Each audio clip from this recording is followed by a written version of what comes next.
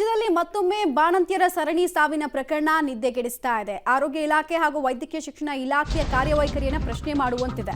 Kalaburagi details ಅನ್ನು ಕೊಡ್ತೀವಿ ನಿಮಗೆ. ಕಲಬುರಗಿಯಲ್ಲಿ ಬಾಣಂತಿಯರ ಸರಣಿ ಸಾವು ಮುಂದುವರಿತಾ ಇದೆ.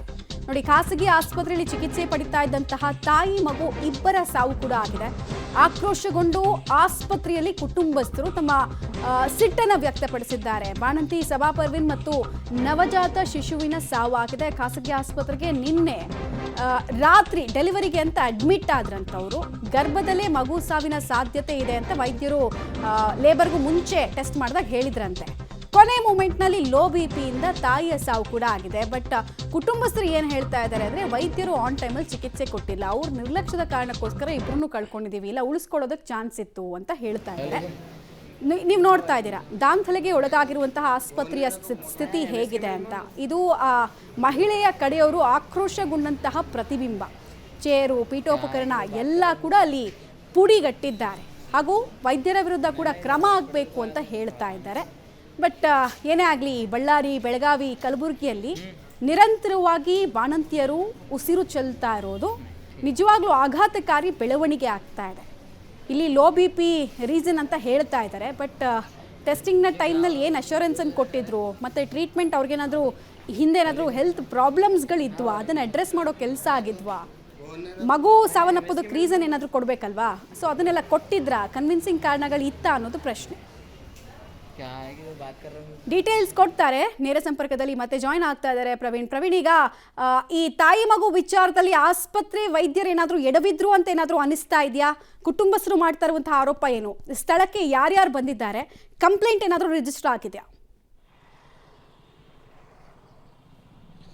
ಮಮತಾ, ಏನಂದ್ರೆ ಕಲಬುರಗಿಯಲ್ಲಿ ಬಾಣತಿಯರ ಸರಣಿ ಸಾವು ಏನಂದ್ರೆ ಈಗ ಮತ್ತೆ ಮುಂದುವರೆದಿದೆ. ಇಷ್ಟು ದಿನ ಸರ್ಕಾರಿ ಆಸ್ಪತ್ರೆಗಳಲ್ಲಿ ಬಾಣತಿಯರ ಸಾವು ಆಗ್ತಾ ಇತ್ತು. ಆದ್ರೆ ನಿನ್ನೆ ಏನಂದ್ರೆ ಕಲಬುರಗಿಯ ಖಾಸಗಿ ಆಸ್ಪತ್ರೆಯಲ್ಲಿ ಹೆರಿಗೆಗೆ ಅಂತ ಬಂದಂತಹ ಮಹಿಳೆ ಏನಂತಂದ್ರೆ ಮೊದಲಿಗೆ ವೈದ್ಯರು ತಿಳಿಸಿದ್ದಾರೆ, ನಿಮ್ಮ ಮಗು ಏನಂದ್ರೆ ಹೊಟ್ಟೆಯಲ್ಲೇ ಸಾವನ್ನಪ್ಪಿದೆ ಅಂತ. ಸೊ ಅದಾದ ಬಳಿಕ ತಾಯಿಯನ್ನು ಉಳಿಸಬೇಕಾದಂತಹ ಕೆಲಸ ವೈದ್ಯರು ಮಾಡಬೇಕಾಗಿತ್ತು. ಆದ್ರೆ ಎಲ್ಲೋ ಒಂದ್ ಕಡೆ ವೈದ್ಯರು ಕೂಡ ಒಂದಿಷ್ಟು ನಿರ್ಲಕ್ಷ್ಯವನ್ನು ವಹಿಸಿದ್ದಾರೆ ಅನ್ನೋದು ಮೃತ ಮಹಿಳೆಯ ಕುಟುಂಬಸ್ಥರ ಒಂದು ಆರೋಪವಾಗಿದೆ. ಸೊ ಅದಾದ ಬಳಿಕ ಏನಂದ್ರೆ ಲೋ ಬಿ ಪಿ ಆಗಿದೆ, ನಿಮ್ಮ ಈ ಒಂದು ಮಹಿಳೆಯನ್ನು ಬೇರೆ ಕಡೆ ಒಂದು ಆಸ್ಪತ್ರೆಗೆ ತೆಗೆದುಕೊಂಡು ಹೋಗಿ ಅಂತ ಹೇಳಿದ್ದಾರೆ. ಅದಾದ ಬಳಿಕ ಯಾವಾಗ ಆಕೆ ಸಂಪೂರ್ಣವಾಗಿ ಸೀರಿಯಸ್ ಆಗಿದ್ದಾಳೆ, ಸೀರಿಯಸ್ ಆದ ಬಳಿಕ ಬೇರೆ ಆಸ್ಪತ್ರೆಗೆ ಶಿಫ್ಟ್ ಮಾಡುವಂತ ಕೆಲಸಕ್ಕೆ ಕುಟುಂಬಸ್ಥರು ಕೂಡ ಮುಂದಾಗಿದ್ದಾರೆ. ಆದ್ರೆ ಬೇರೆ ಆಸ್ಪತ್ರೆಗೆ ಹೋಗುವಷ್ಟರಲ್ಲಿ ಏನಂದ್ರೆ ಆ ಒಂದು ಮಹಿಳೆ ಏನಂದ್ರೆ ಸಾವನ್ನಪ್ಪಿದಳು. ಅದಾದ ಬಳಿಕ ಏನಂದ್ರೆ ಕಲಬುರಗಿಯ ಈ ಒಂದು MS ಕಿಮಿಲ್ ಬಡಾವಣೆಯಲ್ಲಿರುವಂತಹ ಖಾಸಗಿ ಆಸ್ಪತ್ರೆಯ ವೈದ್ಯರ ನಿರ್ಲಕ್ಷ್ಯವೇ ಈ ಒಂದು ತಾಯಿ ಹಾಗೂ ಮಗುವಿನ ಸಾವಿಗೆ ಕಾರಣ ಅಂತ ಹೇಳಿ ರೊಚ್ಚಿಗೆದ್ದಂತಹ ಕುಟುಂಬಸ್ಥರು ಆಸ್ಪತ್ರೆಯಲ್ಲಿರುವಂತಹ ಎಲ್ಲ ಪೀಠೋಪಕರಣಗಳನ್ನು ಧ್ವಂಸ ಮಾಡಿದ್ದಾರೆ. ಅಲ್ಲಿರುವಂತಹ ಗಾಜುಗಳನ್ನು ಕೂಡ ಪುಡಿ ಮಾಡಿದ್ದಾರೆ. ಪ್ರಮುಖವಾಗಿ ನಾವು ಇಲ್ಲಿಗೆ ಆಸ್ಪತ್ರೆಗೆ ಒಂದು ಹೆರಿಗೆಗೆ ಅಂತ ಬಂದಂತಹ ಸಂದರ್ಭದಲ್ಲಿ ವೈದ್ಯರು ಮುಂಚೆ ಈ ಮಾತನ್ನು ಹೇಳಿದ್ದೆ. ಆದರೆ ನಾವು ಬೇರೆ ಆಸ್ಪತ್ರೆಗೆ ಹೋಗ್ತಾ ಇದ್ವಿ, ಬೇರೆ ಖಾಸಗಿ ಆಸ್ಪತ್ರೆಗೆ ಹೋಗಿ ಶಿಫ್ಟ್ ಮಾಡಿ ಏನಂದ್ರೆ ತಾಯಿ ಹಾಗೂ ಮಗುವನ್ನು ಉಳಿಸ್ಕೊಳ್ತಾ ಇದ್ದೀವಿ. ಆದರೆ ವೈದ್ಯರ ಹಣದ ದಾಹಕ್ಕೆ ಏನಂದ್ರೆ ಇಲ್ಲೇ ನಾವು ಚಿಕಿತ್ಸೆ ಕೊಡ್ತೀವಿ ಅಂತೇಳಿ ಅಡ್ಮಿಟ್ ಮಾಡಿಕೊಂಡ್ರು.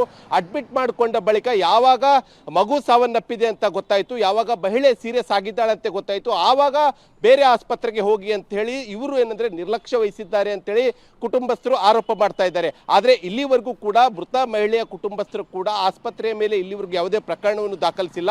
ಇನ್ನು ಆಸ್ಪತ್ರೆಯಲ್ಲಿ ಪೀಠೋಪಕರಣ ಮತ್ತು ಕಾಜುಗಳು ಸಂಪೂರ್ಣವಾಗಿ ಪುಡಿ ಮಾಡಿದಂತಹ ಪ್ರಕರಣ ಸಂಬಂಧ ಆ ಖಾಸಗಿ ಆಸ್ಪತ್ರೆಯವರು ಕೂಡ ಯಾವುದೇ ಪ್ರಕರಣವನ್ನು ಕೂಡ ದಾಖಲಿಸಿಕೊಂಡಿಲ್ಲ. ಇನ್ನು ಘಟನೆ ನಂತರ ಏನಂದ್ರೆ ಕಲಬುರಗಿಯ RG ನಗರ ಪೊಲೀಸರು ಸ್ಥಳಕ್ಕೆ ದೌಡಾಯಿಸಿ ಆಸ್ಪತ್ರೆಯಲ್ಲಿ ಇರುವಂತಹ ಪೀಠೋಪಕರಣ ಧ್ವಂಸ ಮಾಡ್ತಾ ಇರುವಂತಹ ಮೃತ ಮಹಿಳೆಯ ಕುಟುಂಬಸ್ಥರನ್ನು ಅಲ್ಲಿಂದ ಬೇರೆಡೆ ಕಳುಹಿಸುವಲ್ಲಿ ಯಶಸ್ವಿಯಾಗಿದ್ದಾರೆ. ಆದರೆ ಇಲ್ಲಿವರೆಗೂ ಕೂಡ ಎರಡೂ ಕಡೆಯಿಂದಲೂ ಕೂಡ ಯಾವುದೇ ಒಂದು ಪ್ರಕರಣ ಮಾತ್ರ ದಾಖಲಾಗಿಲ್ಲ. Mamata, right, thank you Praveen, ತಮ್ಮ ಎಲ್ಲ ಮಾಹಿತಿಗಾಗಿ ಧನ್ಯವಾದ. ಇದೊಂದು ಸಂದಿಗ್ಧ ಪರಿಸ್ಥಿತಿ ವೈದ್ಯರಿಗೆ. ನನ್ನ ಪ್ರಕಾರ ಕೆಲವು ಸಂದರ್ಭದಲ್ಲಿ ಯಾವುದೇ ಹಾಸ್ಪಿಟಲ್ ಆದರೂ ಕೂಡ ವೈದ್ಯರು ಪ್ರಾಣ ಉಳಿಸೋದಕ್ಕೆ ಮ್ಯಾಕ್ಸಿಮಮ್ ಪ್ರಯತ್ನ ಪಡ್ತಾರೆ. ಸಾಯಲಿ ಅಂತಕ್ಕಂಥ ಉದ್ದೇಶ ಯಾರಿಗೂ ಇರಲ್ಲ. ಆದರೆ ಕುಟುಂಬಸ್ಥರಿಗೆ ತಮ್ಮವ್ರನ್ನ ಕಳ್ಕೊಂಡಂತಹ ದುಃಖ ಮತ್ತು ನೋವಿರುತ್ತಲ್ಲ, ಅದು ಡೈಜೆಸ್ಟ್ ಮಾಡ್ಕೊಳಕ್ಕೆ ಆಗಲ್ಲ. ಹಾಗಾಗಿ ಆ ಕೋಪ ಎಲ್ಲ ಏನು ವೈದ್ಯರ ಕಡೆಗೆ ತಿರುಗುತ್ತೆ.